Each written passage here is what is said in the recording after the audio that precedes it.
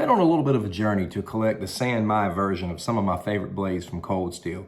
Today, we're going to be taking a look at the Recon Tanto San Mai version. Stick around.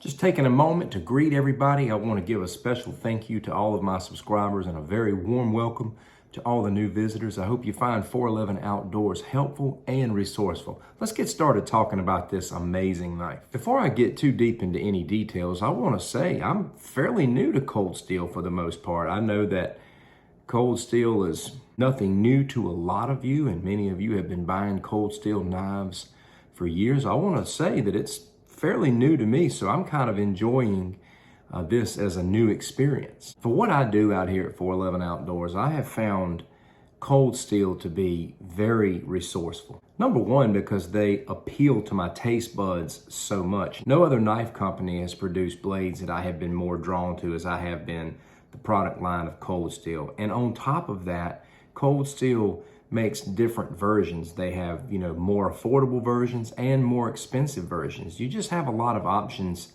to choose from in getting your favorite knife.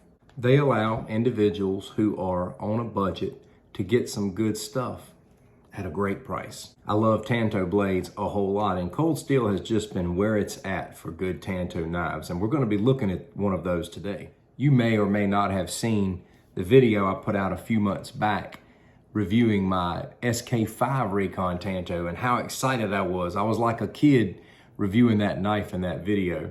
Well, today I'm going to be looking at the San Mai version of the Recon Tanto. Man, you thought I was excited about the SK5? It doesn't even compare to the excitement that I feel over this knife. The first knife I bought in their San Mai series was the Master Tanto. Absolutely love that knife. I carry it with me a lot. I love the size of that blade. This one's a little bit bigger. We're going to be looking at the Recon Tanto here. So let's unsheath this beauty and look at some specs here. We have a 7-inch blade. Look at that thing. Gorgeous. VG10 San Mai steel, 11 3/4 inches all together. So this knife is huge. You got your Cray X handle here for a good grip, anti-slip grip. Looks really nice as well.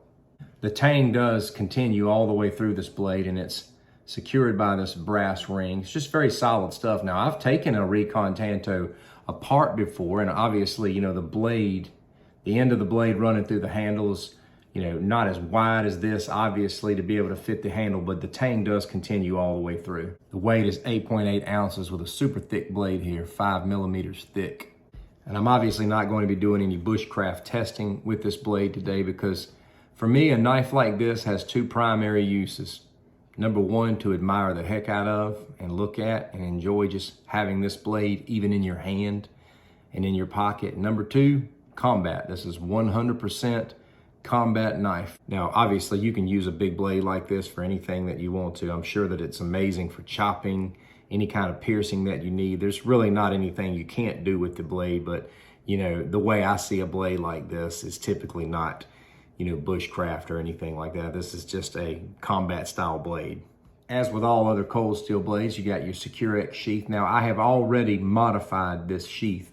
There's normally an attachment here for you to hook to your belt. I have taken all of my Tanto knives from Cold Steel, such as the Coban Tanto, my Master Tanto, and this one, and I have attached these clips here from Discreet Carry Concepts. Now, I've also used Ulti clips once. I'm not going to assume that everybody has heard of this type of setup before. I know a great majority of you guys out there who carry blades are already doing this. I know there's probably some that are not. I want to show you the dynamic of this and why I like these pocket clips so much. So obviously this is more of a discreet carry. I can just let the blade sit right down here in my pocket. I can pull it out like this. I use a thumb deployment versus letting the sheath just hang off down your leg and dangle. You can let the sheath slide down into your pocket. Basically, all people will see is the handle of the knife. That's why, it's called Discreet Carry Concepts, because this is a lot more discreet than having an entire sheath hanging down the side of your leg that's got a 7-inch blade in it.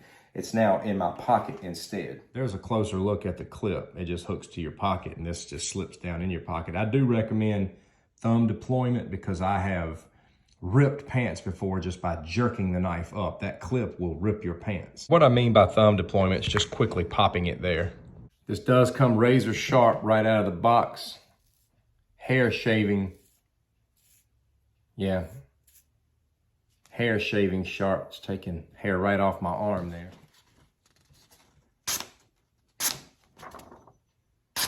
This is one big, bad, dangerous, beautiful blade. I got mine for sale on Amazon. From what I gather, they've got the best price on this knife. I'll provide a link for you in the description. I'm super excited to have added this to my collection. You know, my SK5 Recon primarily gets used as a thrower. I don't do a lot of bushcrafting with it, but I throw my SK5 Recon Tanto. I just love the way it feels in my hand. I love the punch and the weight of it.